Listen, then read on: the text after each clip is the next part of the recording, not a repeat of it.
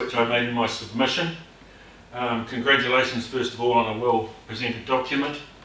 I'm in total agreement with every measure taken to adapt to the changing climate situation.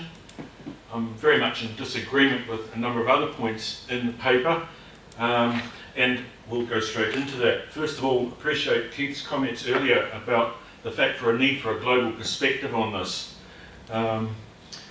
We do have a climate catastrophe in process. As the Council themselves declared last year, it's an emergency. That really needs to be shown a little bit more clearly in the document, I feel, to build resilience and to adapt to the changing situation.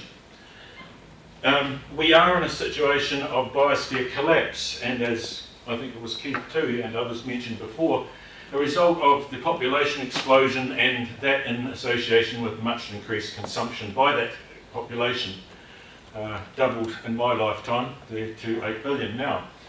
We're an overshoot by 60%, which makes nonsense of the word of sustainability. We require 1.6 Earths to sustain our current population and consumption levels. As a result of all of that, we've lost so much habitat and biodiversity. Since 1970, listen to this, we've lost 70% of all vertebrates populations on the planet. We're in serious decline, and no species lasts for very long when its habitat is destroyed, polluted, or as a result of climate change, changes from food producing to barren. You all know this fact, but I always find this to be one of the most significant graphs, how the CO2 concentrations in the atmosphere correlate almost directly with the temperature. This graph goes back to 2007, when you can see here by the graph in the last 300,000 years, we've not gone over 300 parts per million in CO2 concentration. We're now at 420 in April 2021. The temperature is going to rise astronomically. I want to talk about tipping points. There's two major tipping points. A tipping point is where something tips and it's irreversible and then it falls over. Like when you're balancing a glass of wine on a table and you lift one end of the table and catastrophe happens. Two areas, the Arctic. The Arctic has warmed so much in the last few decades that it is now a major emitter of methane. Way more methane that's being produced by agriculture, for example, in the world. This is a result of the permafrost thawing largely and wetlands warming. The Amazon, as has been pointed out earlier, has long been considered one of the lungs of the planet. In the last few months, the scientific papers, of which I read many, indicate that it has now reached a tipping point, and it is now a carbon emitter, a net carbon emitter, not a carbon sequester and capture.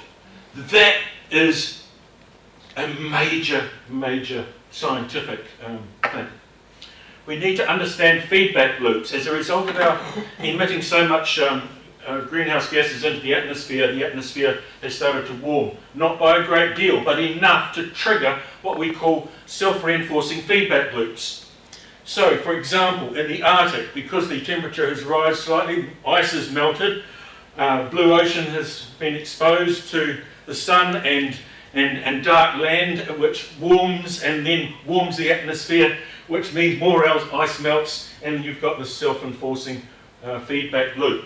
There are a number of self-reinforcing feedback loops, and I won't go into them. We've triggered them. We can't stop them. We can't slow them down. They're going on.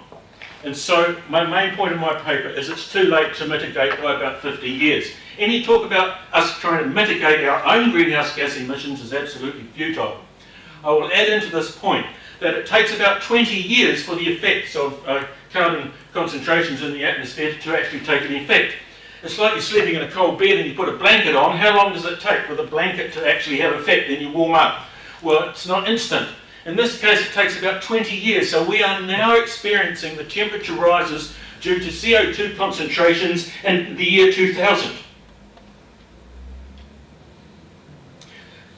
Conversely, well, in association with that, if we try to mitigate now to remove or reduce our carbon emissions, it's going to take 20 years before we start to see the effects.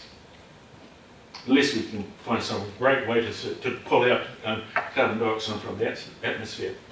So this has resulted in natural greenhouse gas emissions now exceeding human-caused greenhouse gas emissions. There is no amount of mitigation, even the removal of all humans and their activities from the planet, which will slow down global warming.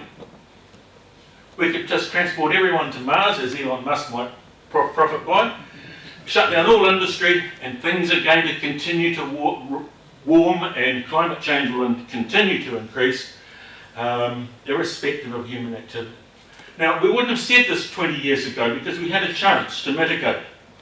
Now, our mitigation efforts are futile, despite the only reduction in, here's a little interesting thing, the only time, despite all of the conferences and global efforts to mitigate by reducing our emissions, the only effective agent that's actually done that in modern history is a little virus called COVID-19, with the shutdowns of last year, where it's estimated that our greenhouse gas emissions from all sources, primarily industry, went down by about 7%.